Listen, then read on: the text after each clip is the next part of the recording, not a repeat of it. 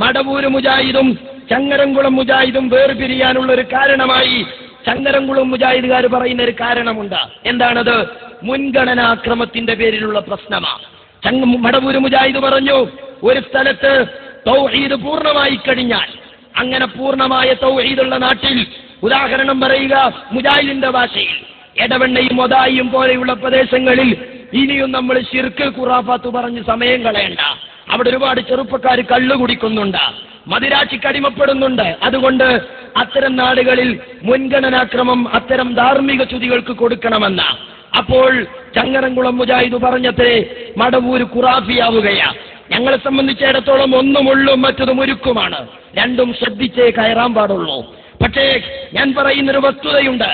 ഇങ്ങനെ പറഞ്ഞ് മടവൂരിനെ കുറ്റപ്പെടുത്തുന്ന ഈ രാജ്യത്തെ ചങ്ങരംകുളം മുജാഹിദുകാർ അവരുടെ കേരളത്തിലെ ഈറ്റില്ലവും പോറ്റില്ലവുമായ എടവണ്ണയിൽ അവിടെയും തൗഹീദ് തന്നെ പറയണമെന്ന് ദുസ്സാഠ്യമുള്ള നാട്ടിൽ ഈ ബഹുമാനപ്പെട്ട പേരോട് അബ്ദുറഹ്മാൻ സഖാഫിയും പത്തപ്പിരിയം അബ്ദുൾ റഷീദ് സഖാഫിയും ഉൾപ്പെടെയുള്ള സുലൈമാൻ സഖാഫി മാളിയൽക്കൽ ഉൾപ്പെടെയുള്ള പണ്ഡിതന്മാർ വഹാബി തൗഹീദിനെ നടുക്കളത്തിലിട്ട് വ്യക്തമായ വിചാരണ ചെയ്തിട്ട് കാമ എന്ന് പറയാൻ ചങ്ങരംകുളം മുജാഹിദിലെ പുരോഹിതന്മാർ, അവിടുത്തെ പണ്ഡിതന്മാർ കവലയിലിറങ്ങിയില്ല. എന്നാൽ പിന്നെ കള്ളിനും പെണ്ണിനുമെതിരെ പ്രസംഗിക്കാൻ ഇറങ്ങിയോ? അതും ഇറങ്ങിയില്ല. എടവണ്ണ അങ്ങാടിയിൽ ചങ്ങരംകുളം മുജാഹിദിന്റെ സമ്മേളനം പ്രഖ്യാപിച്ചിട്ട് ആ സമ്മേളനത്തിന്റെ പ്രചരണ പരിപാടിയായി, ദഅവത്തിന്റെ പരിപാടിയായി ഇന്നുവരെ ആ സമ്മേളന പ്രഖ്യാപനം കഴിഞ്ഞിട്ട് ഇന്നുവരെ ആ മൗലവിമാർ മൈക്ക് കെട്ടിയിട്ടില്ല. എന്തേ നിങ്ങളുടെ തൗഹീദ് ശുഷ്കിച്ചു പോയോ? എന്തേ നിങ്ങളുടെ ആശയ പാപ്പരത്വം നിങ്ങൾ ഇത്രത്തോളം നിങ്ങളെ അലട്ടിക്കൊണ്ടിരിക്കുന്നുവോ? ഞങ്ങൾ അറിയാൻ താല്പര്യമുണ്ട്. എന്തേ നിങ്ങൾ പ്രതികരിക്കാഞ്ഞതാ? നിങ്ങളുടെ മൂക്കിന് ചുവട്ടില അഹ്ലുസുന്നയുടെ ആദർശ പണ്ഡിതന്മാർ നിങ്ങളെ ജനകീയ വിചാരണ നടത്തിയത്.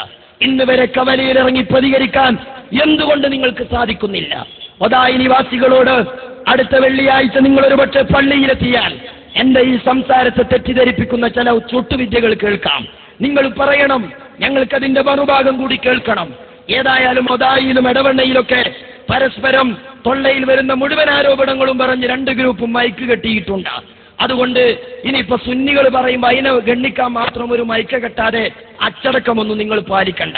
അതുകൊണ്ട് ഞങ്ങൾ ഈ ഉന്നയിക്കുന്ന വഹാബി പ്രസ്ഥാനത്തിലെ പുരോഹിതന്മാരെ പ്രതിക്കൂട്ടിൽ നിർത്തി ഞങ്ങൾ ആണയിട്ട് നിങ്ങൾക്കെതിരെ, നിങ്ങളുടെ അനുയായികൾക്കിടയിൽ, നിങ്ങളുടെ മാമൂമുകൾക്കിടയിൽ ഞങ്ങൾ ഉന്നയിക്കുന്ന ഈ അസ്ത്രങ്ങള്, ആരോപണങ്ങള്, ഈ കുറ്റപത്രത്തെ ആർജവത്വത്തോട്, തന്റേടത്തോട്, ആണത്തത്തോട് ഏറ്റെടുക്കാൻ ഈ രാജ്യത്ത് ജനങ്ങളെ വിഡ്ഢികളാക്കുന്ന മൗലവിമാര് തയ്യാറുണ്ടെങ്കിൽ തൊട്ടടുത്ത ദിവസങ്ങളിൽ കവലയിലിറങ്ങി പ്രസംഗിക്കുക, ജനങ്ങളെ ബോധ്യപ്പെടുത്തുക നിങ്ങളുടെ ന്യായമെന്താ.